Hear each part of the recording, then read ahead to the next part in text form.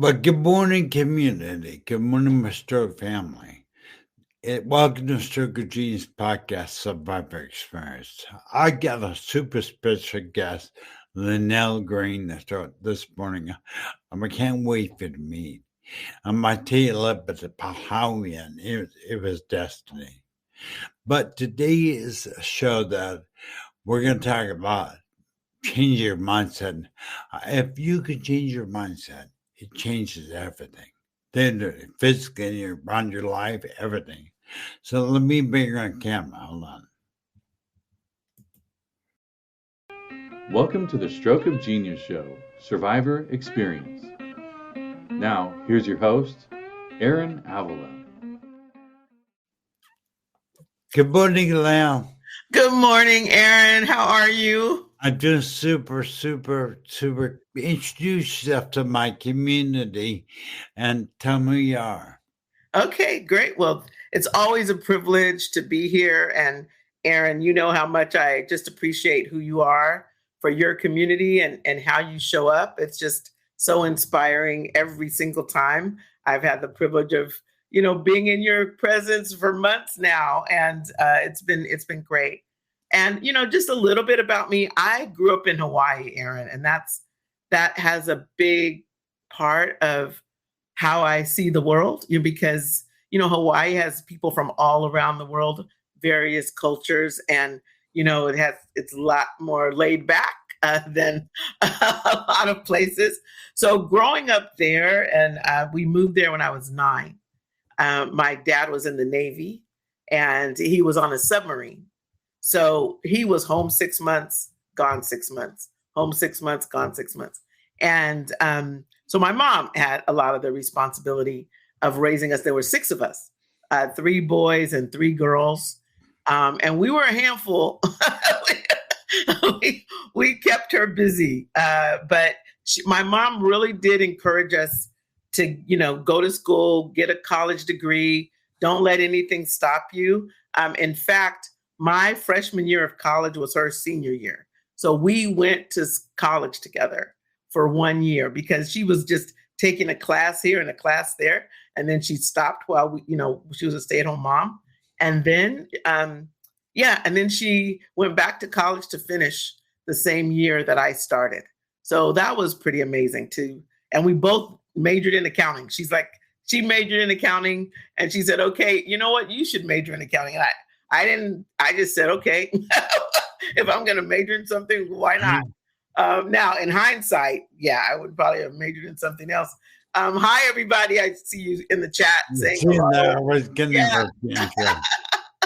Yeah. And so that growing up there and growing up in a place that there was so much acceptance and encouragement and so much beauty really did lay just an amazing foundation for me and how I get to show up in life.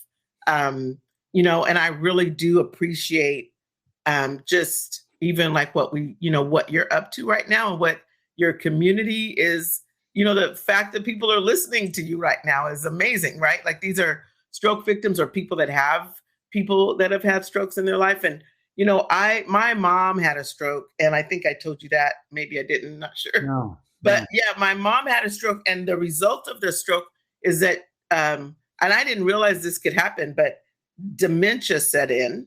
So her doctor said that was the stroke was the catalyst for dementia. And then ultimately she has a bit of Alzheimer's too. So she has a combination and double whammy there. So right now she still recognizes me, but she's like, her last test, like a 3-year-old, she's like 3. And so,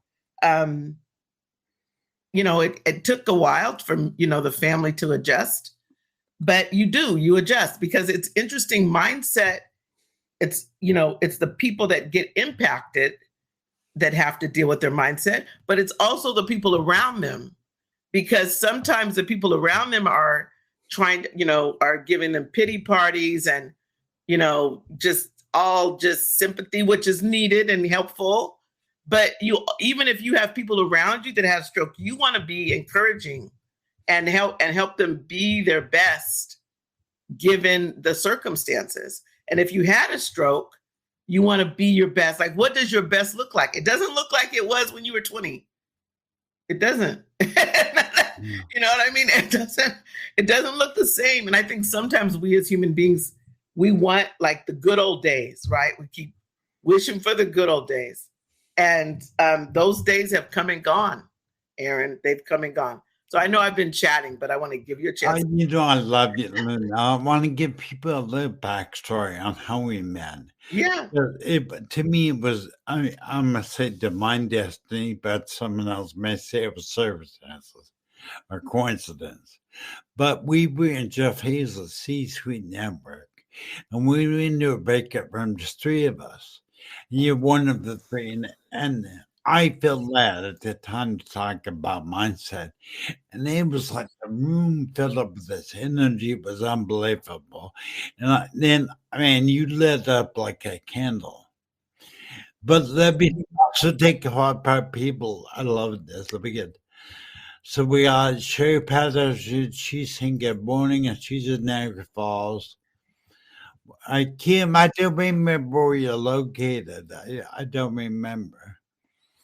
Where am I? No, Kim. Oh, Kim. This audience member out there can't remember. Oh, yeah, I see. Oh, yeah, the Kim that said hi. Yep. Hi, Kim. Yeah. So anyway, I want to just give a shout out. Thank you for being here, people. Thank you for being on the audience. And Lynell, I really want to get down to the meat and potatoes of this, because I think in my community, through TV, media, and one in building, really my focus has been on mindset. And I told you my story about Jeff Hazel, meeting Jeff Hazel.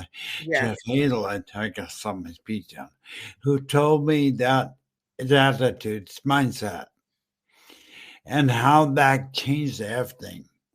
And I told you in the room, I think a majority of my people, my stroke people, believe that they're stuck. That the stroke happened to them. But what Lynell and I want to show you people is that if you could change your mindset, I'm not saying it's easy, but it takes practice, but it can't be done. If you change your mindset, you could change your world. You could change everything. That's right. Lynell, what do you think of that? What do you think? How does that work? How do you change your mindset? How does that change everything? Well, I think it starts, Aaron, with thinking about that it's possible. Because if you don't think it's possible, you're never going to change anything. If you're just laying there thinking everything is gone, my best life is gone, this is no longer possible for me to have a life that is meaningful. So it starts with, it's possible. It's possible for me to create my best life given these circumstances. And that optimism or taking a positive approach is the beginning of changing your mindset. Is it possible? Yes, it is for all of us. It's absolutely possible to change our mindset. And then, so you say, well, where and how do I do that? Well, it's going to, to your point, Aaron, it's not easy. So when you make a decision to change your mindset, you also have to make a decision that you're in it for the long run, that you are going to embrace resilience. That because resilience means you just keep getting up every day, one step in front of the other, one, conversation, one interaction to the next. Like you're not going to quit. And so to have a positive mindset requires you to embrace resilience, that you're not going to quit. It's going to be hard. And it's, any habit, honestly, any habit that we want to break is not easy to break. And having a negative mindset is really just a bad habit. It really is just a bad habit. I mean, you can embrace, just like if you smoked for 30 years, my dad smoked for 30 years and he got lung cancer and they told him you have to stop smoking. Well, he had 30 years of smoking 3 packs a day and he stopped cold turkey. And we were all shocked. We thought, oh, this is going to be impossible. And he was in the military. So a lot of people were smoking, right? But at some point he changed his mindset and it was more important to live a healthy life and live longer than to smoke those 3 packs of cigarettes. So that's where it starts to me, Aaron. It starts with believing that it's possible and then having the resilience to know that you're in it for the long haul. You're not going to quit. Yeah, I think, I think it really is. I mean, there's one thing that we as stroke survivors go through now. We want to quit, give up. And you mentioned something in your intro I got to bring up because I caught it. You said your mom said, don't let anything stop you. That was a mindset she was instilling you. That's right. She instilled you, don't let anybody stop your mindset. Keep your mindset on resilience, like you just said. And I think that if I can help my community, my stroke community, shift their mindset, I believe I can help them shift the reality of what's around them. Dwayne Dyer, That's right. He says change the way you look at things, and the things you look at will change. I think that is what you and I are talking about. That we shift our mindset. That's right. That reality, the world around us will follow. It's the half full, half empty glass. Yeah, that's right. That's right. Well, Aaron, my son, when I became his guardian, he was in the hospital in a coma. He was 3 years old. And the social worker, because I knew him from my community, his mother worked with one of my clients. They called me because the mother and father had been taken to jail for child abuse. And this baby, 3 years old, was in a coma, and they thought he wasn't going to make it. And so they asked me to come basically just to say, can you be his temporary guardian until we have to make a decision to pull the plug or, whatever's going to happen with his little life. And I remember sitting there in his hospital room going, wow, I have the opportunity to be with this little person in his last days. And somewhere in there, Aaron, I had a shift in my mindset. I said, I am not going to just sit here and watch this little boy die. Like, I'm not going to do that. So I got in the bed with him and I started talking to him every day. I'm like, listen, you got to get up. You have your toys that you love to play with. You have a life to live. You can't die. You're way too young to give up now. So I just talked to him every day. And eventually the nurse said, you got to go home after a couple of days of that. Like, go home, to get some rest. But I went home on day 5. And before I could even get home good, they called me. He woke up. Aaron, on day 5, he woke up. And I went back to the hospital. It was like 40 minutes away from my house. I went back and his bed was all made up. His room was clean. And I panicked. I'm like, where is he? Could you tell me? You told me he woke up, right? And we went and found him. Aaron, he was walking around. He's like this tall, right? 3 years old. And he had found a chicken leg somewhere.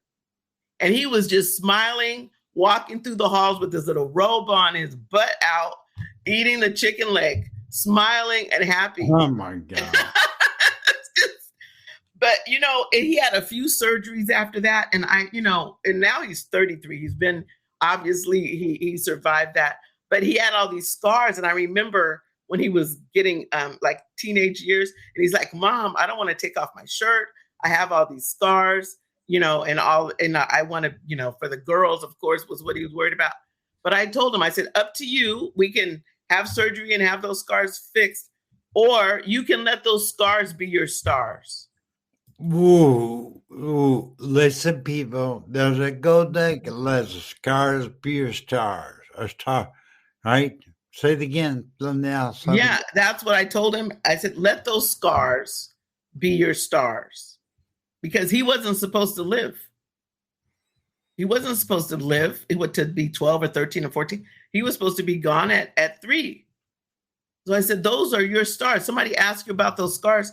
You want to tell them and celebrate. I was on my deathbed, literally my deathbed. I wasn't meant to live. Mindset. All about mindset. You know what's amazing, Lynell? I mean, he didn't give up. You resilient, your love.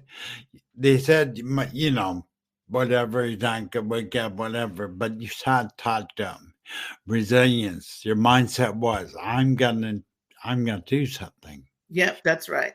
And I think it's just so admirable because, I mean, each one of my community members, my stroke people, they're in that very same place where they may be stuck. They may be in a coma, so to speak. Yeah. In a sense, that they need someone to talk to them, but they don't realize that they have to control the mindset. It's what now, I mean, you said it's what you believe or don't believe, hope or no hope. That's right. The Bible says, without hope, is people perish. So, guess what happens with my stroke survivors? They lose hope, they will perish. And I think if we could teach you, how would you say, if I was out there living darkness, just had a stroke, look at the world negatively, like I told you I did before I met Chef Hazel. Yeah. How would I start? How would I start shifting my mindset? Tell me how I would start. Can you? Well, you know what, Aaron, there's so many different ways, but I do believe if we can start with gratitude, like you're still here, you still have oxygen in your lungs, you still have whatever capacity you have. If you can start with gratitude and be grateful for that, and then look around, you have people that love you and care about you, be grateful for them. And I do think it's important that you tell the people around you, I don't want just sympathy. I don't want pity. I want encouragement. Like, encourage me to be my best. Encourage me to do my best. So if you surround not only just your own mindset, but don't buy into the people around you. Sometimes we love people. Oh, I feel so sorry for you. Oh, I feel so bad for you. Oh, your life is over. So just be happy that you have just the opportunity to sit in that chair or lay in that bed. But you want to tell the people around you, no, don't talk to me like that. Tell me to be my best. Tell me to get up and go, whatever getting up looks like. Tell me, don't give me an excuse I always talk about don't lower the water level. If we keep the water level low for ourselves and others, then people will walk around in the shallow end forever. Get the water high, like work at it. Life is a job. Life is not easy. Life is work. And if you want to have a great life, it starts with being grateful for what you have right now today and not worry about what didn't happen or did happen from the past. And then you look into the future. Sometimes we're sad today because we don't see how the future is going to give us any, like to your point, hope. But we have to bring hope to the future. That's our job too. We have to look to the future and say, listen, I'm going to be my best, because it's not just about you. It's your community. It's your family. It's so many people that are impacted. And just like what you do, Aaron, you're impacting your community by stepping into leadership and saying, look, there's a better way. We can actually make a difference for ourselves and others by being resilient, by changing our mindset, by not giving up, and by really having hope be something we wake up and demand every day. Like, I will be hopeful today, and I will be grateful today, and I'm not going to quit today. Like, I will be resilient today, right? It really does take us having our own little talk with ourselves, whether you've had a stroke or not, right? Just being human. We have to have those chats with ourselves. Yeah, but you've said something now. I think of this one thing I want my community to realize. Today, we're going to throw down a challenge. This is your challenge from Lynell and I. You're going to start to shift your mindset today. And you're going to start it by being grateful. Pick 3 things that you're most grateful for. Pick one thing. I don't care what it is, but whatever you're grateful for in your life, you're going to tell the universe, thank you. That's right. There's a spiritual inspirational quote that says gratefulness is a magnet for miracles in life. When we become grateful, it's like we attract a miracle in our life. So today, I want to challenge each and every one of you, whether you're listening live or listening to the replay. Be grateful. Start to repeat throughout the entire day. I'm grateful for this. I'm grateful I'm alive. I'm grateful. I'm going to take 2 gifts that you opened up this morning, just like me, that you should be grateful for. Those are your eyes. You opened your eyes. Those are your 2 gifts. You're breathing life, like Lynell said. Be grateful and watch America come. I promise you they'll be there. Right? Then I mean that it's the way it works. We live. That's right. That's right. You know, I want to add to that, Aaron, is that, you know, you also have to have self-compassion, because many times we're the beating ourselves up. Like, I feel bad about this. I don't like that. I'm never going to have this kind of life. I'm never going to do this. I shouldn't have done that, blah, blah, blah. We're the ones saying those negative things and being really not compassionate with ourselves. So I also think, like, while you're being grateful, make sure you're grateful for you and that you're being compassionate with yourself. Because sometimes we say things to ourselves, Aaron, that we would never say to another human being, and we would never let another human being say to us. So that self-compassion and gratitude. Yeah, see, someone is saying, you know, that I beat myself up. Well, that's not useful.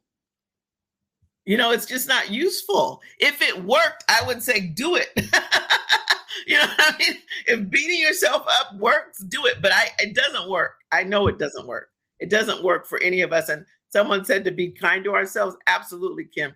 That is critical for us to be kind to ourselves and be compassionate, because we're with us 24 hours a day, Aaron. Other people come and show up. We see them. We don't, you know, and then days go by, we don't. But we're with ourselves 24 hours a day. So we have to be our best friend. We have to be kind to ourselves. We have to be compassionate. Yeah. And you know, someone said there, yeah, that it makes you try harder. Absolutely. And, you know, nobody promised us life would be easy. And I know it probably feels like having a stroke, it wasn't fair, but nobody promised us life was going to be fair either. So, you know, we act like, oh, this shouldn't have happened to me. Well, I agree. It's unfortunate. It really is unfortunate. But now what? Now what? Now what? Yeah, you know, I'm talking about people being stuck. And I told you my response was probably about 95% of my stroke survivor community are stuck. Mm. And I think if they take on our challenge today, which is beautiful, begin to shift their mindset, their stroke is not about whether they can move to the left hand, like I'm paralyzed on my left side.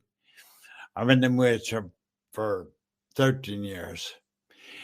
But I'm not stuck. Beautiful. And I'm grateful I'm alive. And I would say, Lynell, that if there's that challenge that we put down today for our community is powerful.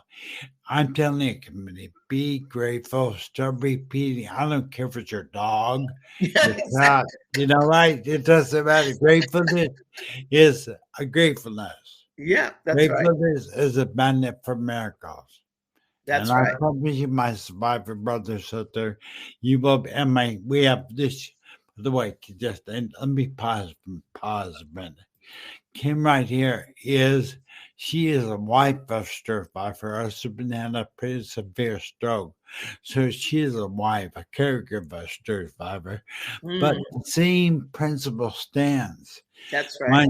Mindset is everything. It really is. Like your mom told you, don't let anything stop you. That's exactly right. But then, you know, Aaron, after she had her stroke, I had to remember what she said to me, you know, about not quitting and not let anything stop me. And then I had to deal with myself as I watched her not be able to be the mother that we were best friends. Went to college together. I could talk to her about anything that was going on in my life through the years. And now I couldn't do that. And I realized there was sadness that I had to deal with, right? I was sad. I'm like, Lynell, are you kidding?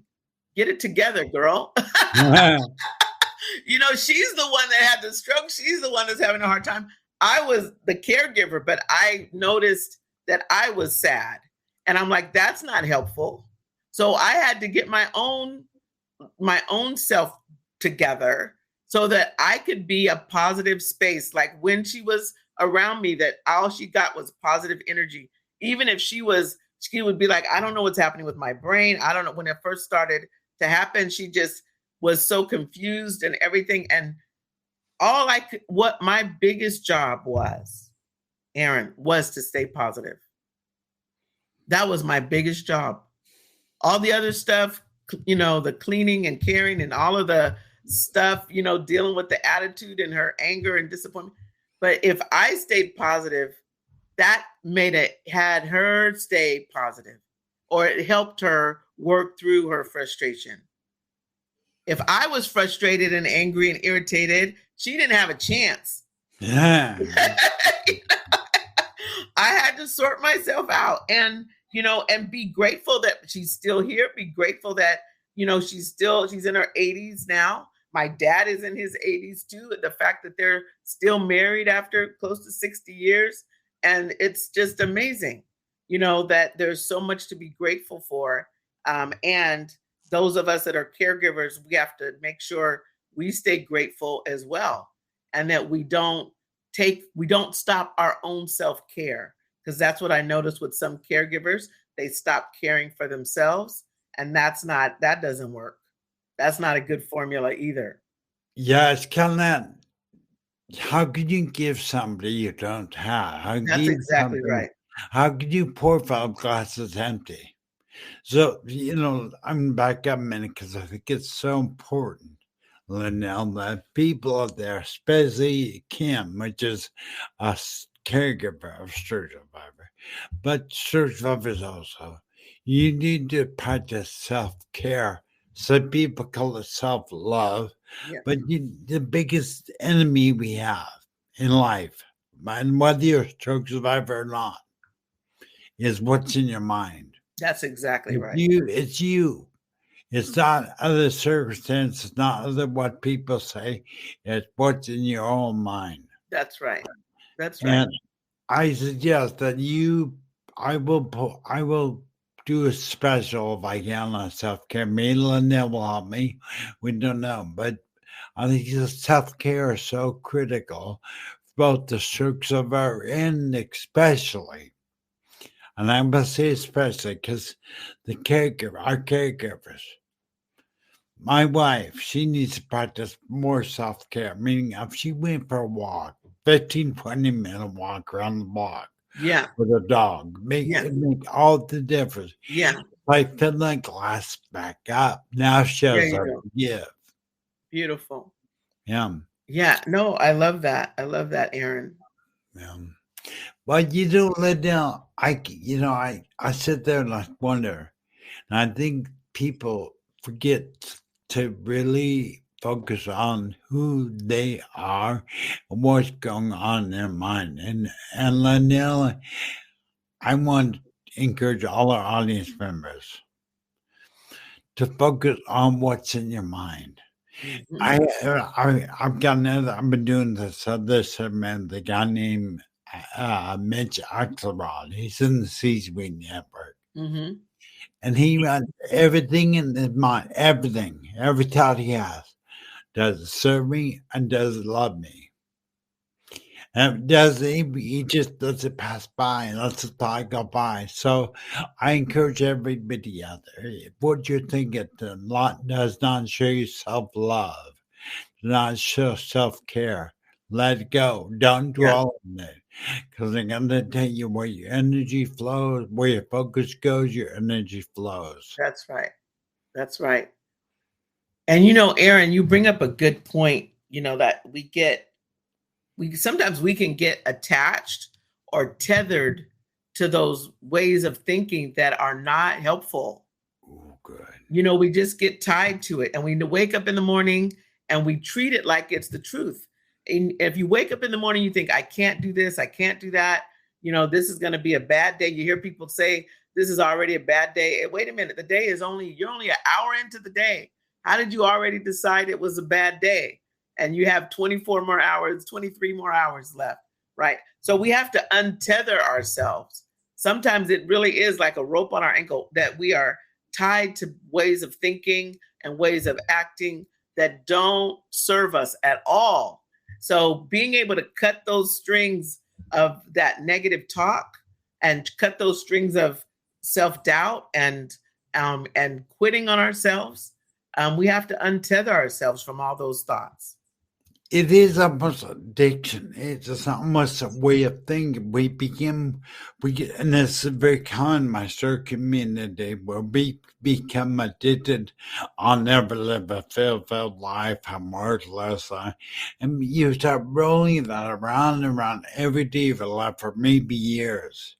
And today's the day, Star Survivor, you break that chain. Today's the day you break the chain. And Lynell and I are to tell you to break the chain and start with gratitude. Lynell, I just think it's so awesome. Thank you for being here. We're over the show's over, but I really appreciate being here, honey. Now, just curious, if someone wants to get a hold of you, what's your email? If someone wants to get a hold of you. Sure. My email is Lynell@lynellsplace.com, and I'll spell that out. It's LYNELL @LYNELLSPLACE.com. Lynell@lynellsplace.com. What's really great, I get to do a show with you again on Friday for the business community. So I'm looking forward to that. Lynell, I cannot thank you, as I knew would. The energy was amazing. The love energy was amazing. The challenge was amazing. The golden nuggets. I want to thank you so much for being here. It brings tears of gratitude to my heart. I appreciate it. Thank you very much. Oh, you're very welcome, Aaron. My pleasure. All right. My absolute pleasure. You have a great day, and I really appreciate it. Thank you very much. Okay, you're welcome. You have a great day too, Aaron, and all of your community. Yeah, right. Today is the first day of the rest of your life. Ooh. All right, bye. We'll leave you that one.